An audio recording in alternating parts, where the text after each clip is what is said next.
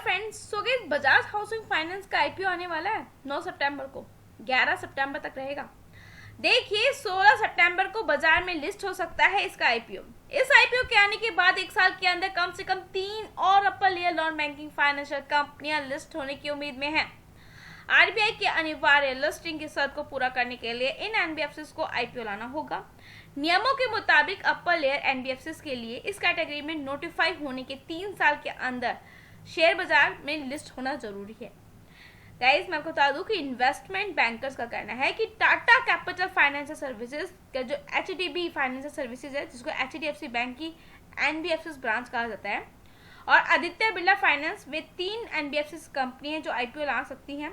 आनंद Rathi advisers में investment banking के director Sachin Mehta का कहना है कि पूंजी बाजार में अच्छी गुणवत्ता वाले कारोबारों के लिए मांग को देखते हुए और वैल्यूएशन के आधार पर हम निश्चित रूप से कई एनबीएफसीज को लिस्ट होते हुए देख सकते हैं। डेडलाइन के मुताबिक Tata Sons, Tata Capital Financial Services, Piramal Capital and Housing Finance, HDB Financial Services और आदित्य बिरला फाइनेंस को 1 वर्ष के अंदर लिस्ट होना जरूरी है। आरबीआई ने 16 अपर लेयर एनबीएफसीज की लिस्ट सितंबर 2022 में जारी की थी। मेहता ने कहा कि इनमें से पिरामल कैपिटल एक हाउसिंग फाइनेंस का पिरामल एंटरप्राइजेस में विलय होगा, मतलब डीमर्ज होगा, और टाटा सन्स लिस्टिंग से बचने के लिए सभी ऑप्शन पर विचार कर सकती है। ये चीज देखने को मिली है। देखिए, हालांकि टाटा सन्स का आईपीओ बाजार के लिए गेम चेंजर साबित हो सकता है। ये सब चीजें आपको देखिए, न्यूज ऐसा नहीं है, आपको इन सब में देखने को मिल जाएगी जो न्यूज आउट हो रही है, ठीक है, जो मैं आपको बता रही हूँ। तो अब देखिए, एक आईपीओ आया एनबीएफसी का, तो बाकी 3 तो कतार में है ना। देखिए, बाजार के लिए गेम चेंजर हो सकता है टाटा सन्स का आईपीओ, जो कि अभी तक जब से आ ही रहा है, पिछले साल से अभी तक आया नहीं है, जिससे इन्वेस्टरों को काफी फायदा होने की उम्मीद है। भारत के सबसे बड़े ग्रुप में से टाटा ग्रुप की होल्डिंग कंपनी के रूप में टाटा सन्स की प्रतिष्ठा को देखते हुए इसकी लिस्टिंग में घरेलू और वैश्विक दोनों इन्वेस्टरों की रुचि देखने को मिल सकती है। गाइस, मैं आपको समझा दूं कि डीएम कैपिटल की सीईओ धर्मेश मेहता के मुताबिक अगर टाटा सन्स लिस्ट होती है तो यह भारत की तेजी से बढ़ते इक्विटी पूंजी बाजारों के लिए एक बड़ी बात होगी।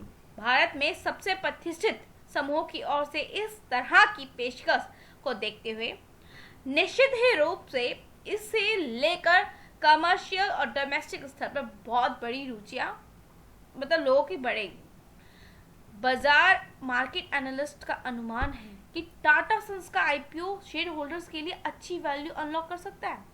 एनालिस्ट का मानना है कि 5% हिस्सेदारी भी बाजार में 55,000 करोड़ रुपए से अधिक का निवेश ला सकती है, जिससे लिक्विडिटी और ट्रेडिंग वॉल्यूम बढ़ सकता है। इन ऑप्टिमिस्टिक अनुमानों के बावजूद कहा जा रहा है कि टाटा सन्स ने जो अनिवार्य सूचीबद्ध लिस्टिंग होती है उसकी शर्त से बचने के लिए आरबीआई को अपना रजिस्ट्रेशन सर्टिफिकेट अपनी इच्छा से सरेंडर करने के लिए आवेदन किया है। अब सबकी निगाह टाटा सन्स के आवेदन पे है, आरबीआई के रुख पर टिकी है कि आरबीआई इस पे क्या रुख ले सकती है।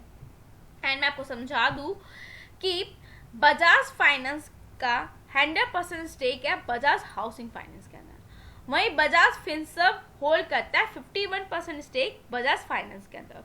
दोनों ही कंपनियां बड़ी शानदार हैं और दोनों ही कंपनियां बजाज हाउसिंग फाइनेंस की प्रमोटर हैं, तो हम दोनों ही कंपनियों पे आप अप्लाई करके चल सकते हो। कोटा लगभग 500 करोड़ का रहने वाला है, और ये जो बजाज हाउसिंग फाइनेंस है ना, लगभग 65, मतलब 6000, अगर आप यहाँ देखोगे, मैं आपको दिखा देती हूँ, लगभग 6,560 करोड़ रुपए जुटाना चाहती है इस आईपीओ के थ्रू। आईपीओ के बारे में बता दिया, 9 को ओपन होने वाला है, 11 को क्लोजिंग है, 16 को लिस्टिंग है, तो इसलिए रडार लेवल पर लेकर चलेगा इफ आप आईपीओ में अप्लाई करते हैं। सो गाइस, आई होप सारी खबर मैंने आपको दे दी है। बाकी आपको कुछ भी न्यूज़ चाहिए, आप वीडियो को पॉज करिए, इसको स्क्रॉल डाउन मैं कर देती हूँ आप लोगों के लिए, आप डीपली स्टडी करके चल सकते हैं, ठीक है। सो गाइस, मिलेंगे नेक्स्ट वीडियो में। Goodbye guys, thank you. Channel पर नए हो तो लाइक एंड सब्सक्राइब करना मत भूलिएगा, बेल आइकन को जरूर प्रेस करिएगा आगे की नोटिफिकेशन के लिए।